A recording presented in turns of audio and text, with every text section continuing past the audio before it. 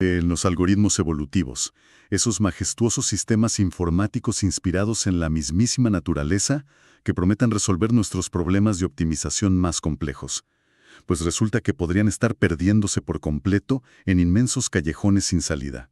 Y lo más frustrante de todo esto es que ocurre simplemente porque los estamos analizando y diseñando con las matemáticas equivocadas. Un saludo muy cordial y una cálida bienvenida a todas las personas que nos escuchan hoy en una nueva inmersión profunda.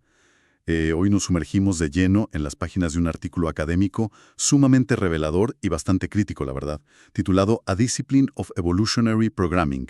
Está escrito por el investigador Paul Vitanyi. Es un texto fascinante, sí. Totalmente. Y nuestra misión en esta exploración detallada es comprender, ¿por qué la computación genética sufre de manera tan drástica cuando se usan poblaciones pequeñas? ¿Cómo esto provoca evoluciones que divergen de forma caótica? ¿Y de qué manera un concepto matemático aparentemente abstracto llamado cadenas de Markov puede ser la clave absoluta para garantizar que encontremos el mejor resultado posible? Vale.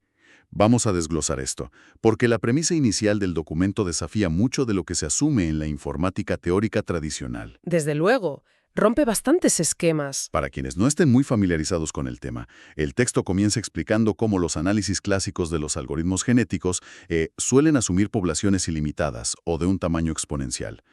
Básicamente, estos algoritmos funcionan creando individuos, que pueden ser secuencias de código, cadenas de bits, árboles de decisiones. Exacto, las unidades básicas de información. Eso es. Y a estos individuos se les aplica una regla de selección basada en su aptitud, lo que solemos llamar fitness en el mundillo. Los más aptos sobreviven, sufren mutaciones y se cruzan para crear una nueva generación. Y claro, la teoría tradicional nos vende la idea de que, asumiendo una población infinita, esta evolución es súper predecible, estable y traza una curva suave hacia la perfección. Lo fascinante aquí es cómo esa teoría tradicional, que es tan elegante en el papel, choca frontalmente con la cruda e implacable realidad del hardware y del tiempo computacional, claro. Ya. La realidad siempre es un poco más terca. Totalmente. Vitanyi critica fuertemente esta visión idílica de las poblaciones infinitas, porque la realidad es que en los problemas prácticos, en los servidores y ordenadores reales con los que tú y yo podríamos trabajar, siempre tratamos con poblaciones estrictamente acotadas y de hecho bastante pequeñas. Claro, no tenemos memoria infinita. Exacto. Estamos hablando de quizá 500 o 1000 individuos por generación, no de miles de millones. Y el documento demuestra que, cuando la población es pequeña, las variaciones aleatorias dejan de ser un simple ruido de fondo para convertirse en el factor dominante. Tiene un impacto masivo, claro. Eso es.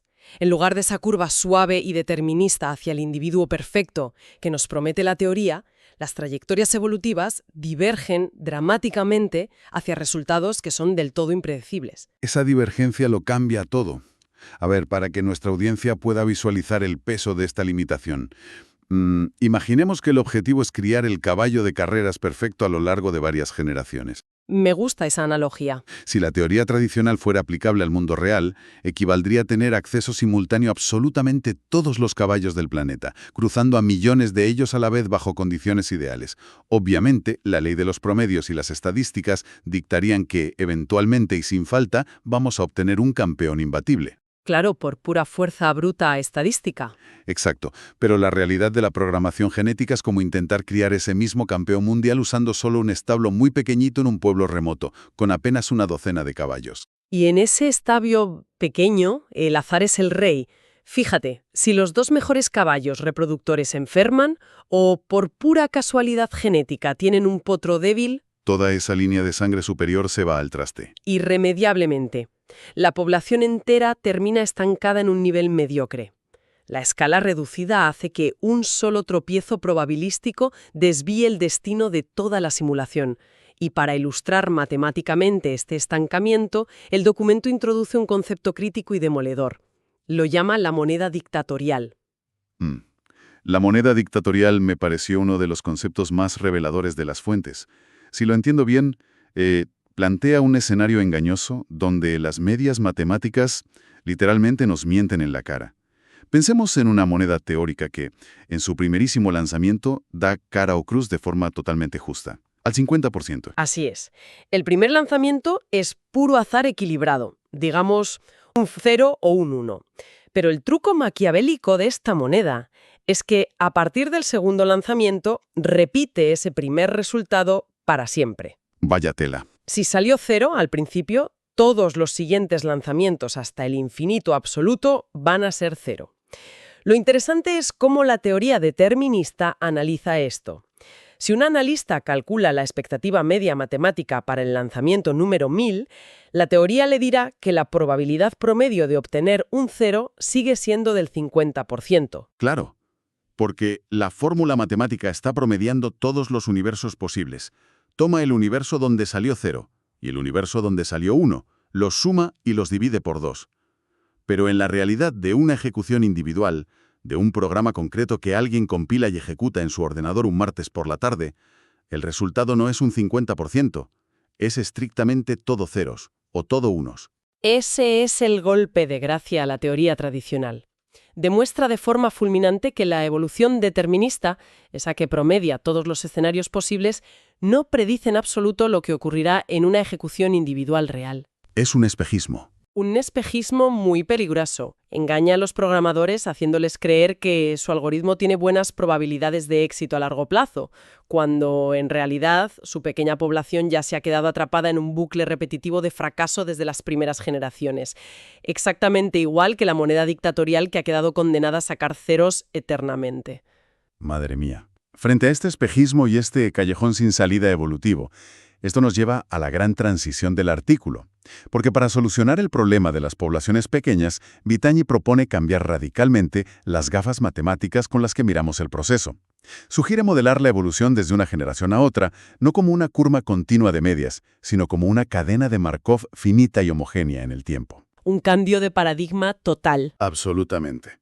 Para quienes nos escuchan, imaginemos que en lugar de mirar a individuos aislados, consideramos a la población entera en su conjunto, como un único estado. Aquí es donde se pone realmente interesante, porque el autor no huye de la inmensa complejidad que esto genera. Nos ofrece una demostración matemática de combinatoria que revela algo asombroso sobre el número de estados posibles. Es una expansión combinatoria brutal. El documento muestra que si tomamos el tamaño de la población y el número de variaciones posibles de individuos, la cantidad de poblaciones únicas que pueden existir explota de manera exponencial. Se dispara. Básicamente, se calcula distribuyendo individuos indistinguibles en diferentes categorías posibles. El resultado es que, incluso con poblaciones minúsculas y reglas de cruce muy simples, el número total de estados posibles, lo que llamamos el espacio de estados de la cadena de Markov, es gigantescamente grande. Supera fácilmente el número de átomos en el universo observable, que se dice pronto. Así es. Para dar una perspectiva visual a la audiencia, la matriz de transición de esta cadena de Markov sería como un mapa intergaláctico exhaustivo de todos los futuros posibles de una población. Cada cruce en este mapa enorme tiene un porcentaje exacto de probabilidad de llevar a la población del estado A al estado B, basándose en el cruce, la mutación y la aptitud. Es una forma increíblemente metódica de cartografiar el caos genético. Sin duda es metódica. Pero el documento cuestiona inmediatamente su viabilidad práctica inicial. Al ser el mapa de estados tan insondablemente inmenso, el problema del estancamiento sigue acechando. Claro, el mapa es demasiado grande. Exacto. Una ejecución individual del algoritmo, avanzando generación por generación, solo explorará una fracción minúscula, verdaderamente microscópica, de este mapa antes de quedarse atrapada en un nicho indeseable. Para explicar el porqué de esto, Vitagni hace un análisis estadístico profundo, contrastando lo que ocurre con las muestras grandes frente a las pequeñas. Y aquí es vital comprender el límite de Chernoff. Ese es un concepto estadístico que se menciona como clave en el documento. Si tratamos de simplificar el límite de Chernoff sin perder el rigor, estadísticamente nos asegura que cuantas más muestras tomemos de un sistema, la probabilidad de que nuestra observación se desvíe del valor real disminuye de forma exponencial. Eso es. Es decir, con una muestra grande, el error cae en picado rapidísimo y la realidad se alinea con la teoría. Una definición muy acertada, sí. Si nuestros algoritmos pudieran manejar poblaciones inmensas y reemplazar millones de individuos en cada ciclo, el límite de Chernoff nos garantizaría que las cosas funcionarían tal como predicen las matemáticas promedio. Pero, claro, esa no es nuestra realidad. Para nada. La realidad de la computación genética implica trabajar con muestras pequeñas. En cada ciclo o generación, a menudo solo se reemplaza un par de individuos. Al hacer cambios tan minúsculos, el límite de Chernoff no nos protege. El margen de error es gigante, lo que genera un abanico inmenso de distribuciones posibles. Así que, en lugar de converger suavemente, el algoritmo da bandazos impredecibles. Divergir de la ruta óptima se vuelve casi una certeza matemática. Seguimos perdidos en la inmensidad del mapa de Markov. Entonces, ¿qué significa todo esto a nivel práctico? Si tenemos un mapa gigante lleno de trampas, nuestra linterna solo ilumina 1 milímetro cuadrado y corremos el riesgo altísimo de quedarnos atascados en un nicho inútil para siempre, ¿cómo superamos este laberinto evolutivo? La respuesta táctica que plantea el autor es un cambio de paradigma total. Nos pide que dejemos de ser tan obstinados, básicamente. Exactamente. Debemos abandonar la idea de ejecutar una sola simulación durante días y días. En su lugar, sugiere aleatorizar sobre las evoluciones usando múltiples ejecuciones cortas y variadas. Pero, ojo con esto. Para que esta táctica funcione, el sistema subyacente debe cumplir una condición innegociable. Debe ser una cadena de mezcla rápida, o lo que en inglés denominan rapidly mixing. Y este concepto de la mezcla rápida es verdaderamente el corazón de la teoría de la probabilidad moderna aplicada a la informática. No basta con que el algoritmo pueda moverse por el mapa, necesita poder dispersarse por el mapa a una velocidad vertiginosa. Para visualizar cómo funciona una cadena de mezcla rápida, pensemos en el simple acto de barajar un mazo de cartas nuevo. Si solo cortamos la baraja 1 o 2 veces, las cartas siguen en gran medida en su orden original de fábrica. El estado actual de la baraja depende muchísimo de cómo empezó. Siguen ligadas a su estado inicial. Exacto. La pregunta matemática clave es, ¿cuántos cortes o mezclas precisas se necesitan para que el mazo alcance una distribución verdaderamente aleatoria, donde sea imposible adivinar su estado inicial? En las cartas reales, los matemáticos han demostrado que hacen falta unos 7 barajeos completos. 7, fíjate. Sí. En el contexto de nuestros algoritmos genéticos, necesitamos saber cuántas generaciones hacen falta para que la población se haya mezclado tanto que haya olvidado su punto de partida y pueda estar en cualquier lugar razonable del mapa de estados. Para entender por qué la velocidad de este barajeo genético es tan crítica, es necesario separar 2 conceptos que a menudo se confunden peligrosamente en la informática teórica. La famosa ley de los grandes números frente a lo que se conoce como el impulso de probabilidad o probability boosting, que fue conceptualizado originalmente por el matemático Michael O'Rabin. Vitagni le da mucha importancia a esto en el texto. Muchísima. Critica duramente a quienes diseñan algoritmos basándose solo en la ley de los grandes números.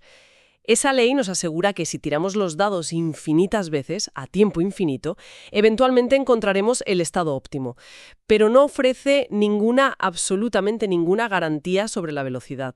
Claro, y en el mundo real a nadie le sirve un programa que teóricamente encontrará la respuesta correcta dentro de 3000 años. El tiempo computacional cuesta dinero, cuesta energía y recursos. Exacto. Ahí es donde entra el impulso de probabilidad. Al hacer múltiples ejecuciones cortas e independientes, estamos amplificando matemáticamente nuestras posibilidades de encontrar una solución buena rápidamente. Pero de nuevo, esto solo funciona con cadenas de Markov de mezcla rápida, donde el tiempo necesario para olvidar el estado inicial crece de forma polinómica. Es decir, manejable y no de forma exponencial. Y la velocidad de esta mezcla no es magia. Está gobernada por unos valores matriciales específicos llamados valores propios, o eigenvalues. Que asustan a mucha gente cuando estudian álgebra lineal. Ya te digo, esos valores propios aparecen constantemente en la literatura, pero rara vez se explican de forma intuitiva. Podríamos pensar en ellos como una especie de límite de velocidad matemático o, no sé, una fuerza de gravedad dentro del sistema. Determinan con qué fuerza y a qué velocidad las probabilidades de nuestro algoritmo son arrastradas hacia su estado de equilibrio final. Esa es una forma excelente de conceptualizarlo.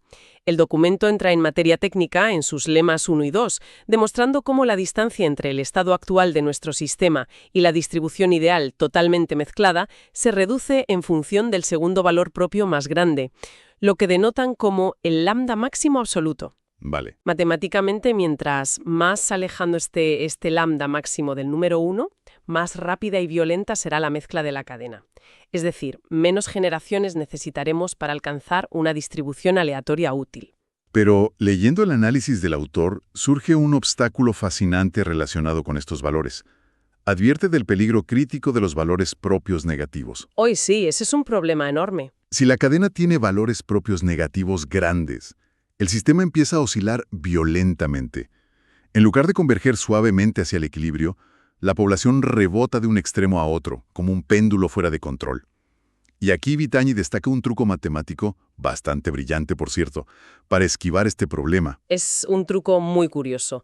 Consiste en forzar al sistema informático a la pereza absoluta. Tal cual. Para evitar esas oscilaciones producidas por valores propios negativos, la solución propuesta modifica la matriz de transición, sumando un medio a las probabilidades de quedarse en el mismo estado. Un 50%. Exacto. En la práctica, esto significa imponer una regla donde en cada paso de la evolución hay un 50% de probabilidades de que el sistema decida ignorar todas las mutaciones, ignorar todos los cruces, no hacer absolutamente nada y dejar a la población exactamente igual que en la generación anterior. A primera vista parece completamente contraintuitivo. Si el objetivo es avanzar lo más rápido posible hacia la aleatoriedad total y explorar el mapa, obligar al sistema informático a quedarse completamente quieto la mitad del tiempo suena a que estamos frenando la evolución a propósito. A nivel intuitivo choca bastante.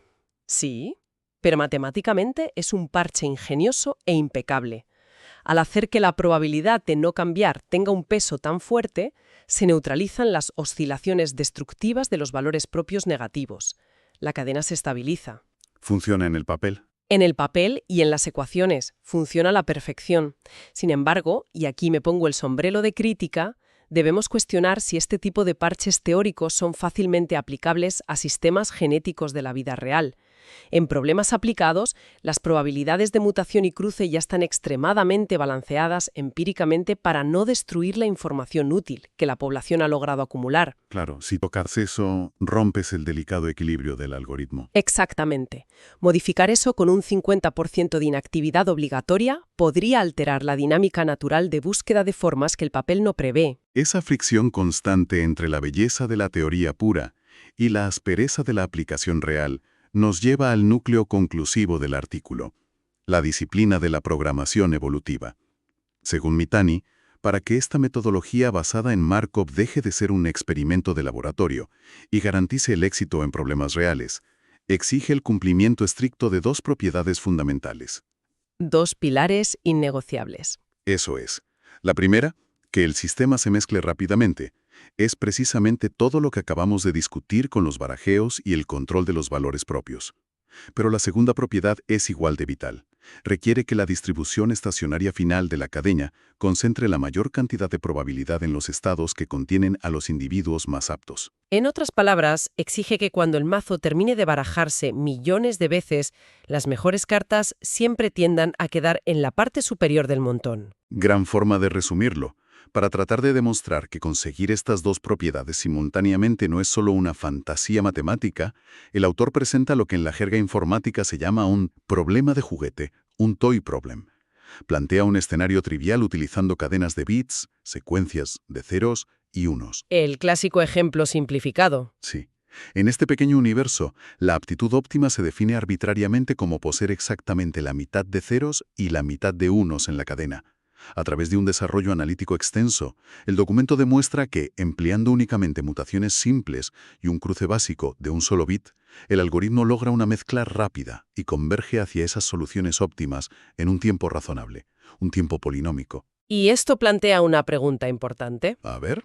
A primera vista, la demostración parece un triunfo absoluto para la teoría. Pero, analizando las conclusiones del propio autor, esto revela el talón de Aquiles de toda la propuesta. ¿Podemos realmente extrapolar el éxito de este problema de juguete a los desafíos colosales del mundo real? Yo diría que es un salto de fe muy grande. La respuesta corta es no. Y es el punto más vulnerable de todo el planteamiento. Este ejemplo de juguete es duramente criticable porque está literalmente diseñado para triunfar. Basándonos en las propias admisiones de Vitanyi en las páginas finales, el método funciona maravillosamente en este caso, pura y exclusivamente por la inmensa y abrumadora abundancia de soluciones óptimas. Ah, claro. La combinatoria de la cadena de bits. Exacto. En una cadena de bits, por mera combinatoria, hay muchísimas formas distintas de organizar mitad ceros y mitad unos. Encontrar el individuo óptimo aquí es como buscar una aguja en un pajar cuando resulta que más de la mitad del pajar está construido con agujas. El azar te llevará a una solución rápidamente porque están por todas partes. Ese es el punto crítico. El desafío real en la optimización logística, en el diseño de fármacos de nueva generación o en el entrenamiento de redes neuronales profundas es precisamente cuando la aguja es única, cuando hay un solo individuo óptimo escondido en un mar de billones de combinaciones inútiles. Y ahí es donde el problema de juguete se queda corto. Totalmente. ¿Qué sucede entonces con la distribución y las probabilidades de encontrarlo? Vías no uniformes. Reconoce abiertamente que para poder sesgar este paseo aleatorio hacia una aptitud óptima que es estadísticamente escasa, se requeriría incorporar un mecanismo adicional, algo conocido como el filtro de Metrópolis. Suena a ciencia ficción. Tiene un nombre imponente, ¿sí? Para explicarlo de forma sencilla, este filtro es una regla probabilística que permite al algoritmo, de vez en cuando, aceptar mutaciones que empeoran al individuo temporalmente. Lo hace con el único propósito de lograr que la población escape de valles o trampas locales y pueda seguir explorando el mapa en busca de la verdadera cumbre óptima. El concepto del filtro de Metrópolis tiene todo el sentido desde una perspectiva exploratoria. A veces tienes que dar 2 pasos hacia atrás para poder encontrar un camino mejor hacia adelante. Pero, ¿no complica esto enormemente la promesa de la mezcla rápida que discutíamos antes? La complica hasta niveles casi inmanejables hoy en día. Matemáticamente, estimar el tiempo exacto de mezcla de una cadena de Markov gigantesca que además ha sido alterada dinámicamente por las reglas de un filtro de Metrópolis es un terreno prácticamente inexplorado. Es de una complejidad espeluznante. Las herramientas teóricas actuales apenas pueden arañar la superficie de esa demostración para problemas reales. Es como intentar calcular exactamente cuántos milisegundos tardarás en barajar perfectamente un mazo de cartas si resulta que cada vez que mueves una carta tienes que detenerte a consultar un oráculo estadístico complejísimo para saber si te permite o no hacer ese movimiento. El tiempo se vuelve incuantificable. Y esto nos lleva a una síntesis agridulce, pero, la verdad, profundamente iluminadora, sobre el documento de Vitagni. Exacto. La teoría matemática expuesta es absolutamente brillante. Nos demuestra de manera irrefutable que si somos capaces de modelar la evolución genético-computacional como cadenas de Markov de mezcla rápida, podemos garantizar el hallazgo del individuo óptimo casi con una probabilidad matemática de 1. La teoría no tiene fisuras. Teóricamente es perfecta. Pero llevar esto a la práctica requiere un diseño metodológico tan estrictamente estructurado, con cálculos de valores propios tan específicos para cada matriz y cada problema, que la ciencia informática actual aún lucha inmensamente por automatizarlo cuando abandonamos la comodidad de los problemas de juguete. Si conectamos esto con el panorama general, el documento nos deja lecciones metodológicas invaluables que cambian la forma en que entendemos la computación evolutiva. Podemos destilar este extenso análisis en 3 grandes conclusiones críticas. Adelante con ellas. Primera, debemos asumir que las poblaciones pequeñas en los algoritmos genéticos, que son la única herramienta realista que poseemos, siempre tienden a diverger al azar. Basarse en las medias teóricas de poblaciones infinitas es un autoengaño que lleva al fracaso, lo que quedó evidenciado con el crudo síndrome de la moneda dictatorial que comentábamos. Esa es una advertencia vital para cualquier arquitecto de software moderno. Y respecto a las cadenas de Markov, Esa es la segunda gran conclusión. Modelar la evolución desde una generación a otra, como una cadena de Markov, nos otorga una visión panóptica. Nos permite entender y cartografiar el inmenso espacio total de estados, viendo el mapa completo de futuros posibles, en lugar de mirar ciegamente a través de una sola ruta aislada. Y la tercera conclusión es la clave operativa. Asegurar una mezcla rápida en la simulación significa que el sistema alcanza su estado de equilibrio a gran velocidad. lo cual tiene aplicaciones directas y muy pragmáticas. Totalmente. En la práctica computacional, esto hace que emplear cientos de reinicios cortos, muestreando muchas posibilidades distintas desde cero de forma constante, sea una estrategia infinitamente superior y más eficiente que dejar que una sola simulación gigantesca corra eternamente con la esperanza, a menudo vana, de que logre salir de un callejón sin salida evolutivo. Esa última conclusión analítica tiene una relevancia brutal que trasciende las pantallas y el código. Y estoy seguro de que resuena profundamente para quienes nos escuchan hoy en muy diversos campos. La lección práctica subyacente aquí es inmensa. Ya sea que estemos hablando de ingenieros entrenando la próxima generación de modelos masivos de inteligencia artificial, analistas resolviendo problemas endiablados de optimización logística y rutas de distribución empresarial, o incluso en las estrategias puras de toma de decisiones en entornos corporativos de alta incertidumbre. A veces, la ciencia nos demuestra que es matemáticamente más efectivo, rápido y seguro hacer múltiples intentos cortos, variados y dinámicos, evaluar rápidamente los resultados y quedarse con el mejor enfoque, en lugar de comprometerse ciegamente con un solo camino inamovible a largo plazo. Un camino que, sin saberlo, podría estar viciado, corrompido o atrapado en un nicho estancado desde el mismísimo instante en que tomamos la primera decisión. La persistencia ciega, por muy noble que parezca, no siempre es la estrategia matemáticamente óptima frente a la complejidad.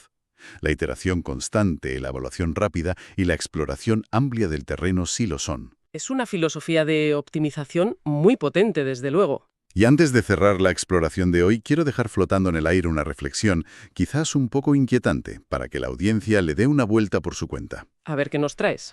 Hoy hemos hablado estrictamente de simulaciones informáticas, pero si nos atrevemos a aplicar esta misma lógica matemática inquebrantable a nosotros mismos y vemos nuestra propia evolución biológica en la Tierra no como un destino mágico y ordenado, sino como una sola y gigantesca ejecución, en curso y basada en una población biológica acotada, de un algoritmo genético cósmico, surge una duda razonable. Interesante analogía.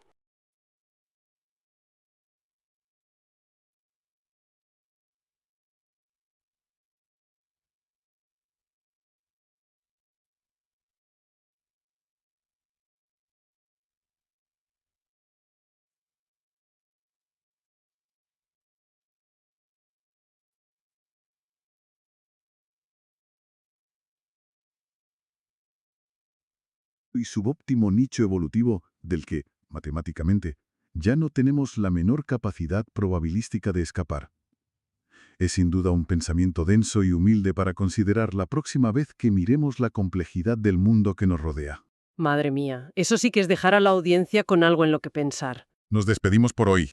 Ha sido un verdadero placer desgranar este denso pero iluminador material teórico junto a un análisis tan certero.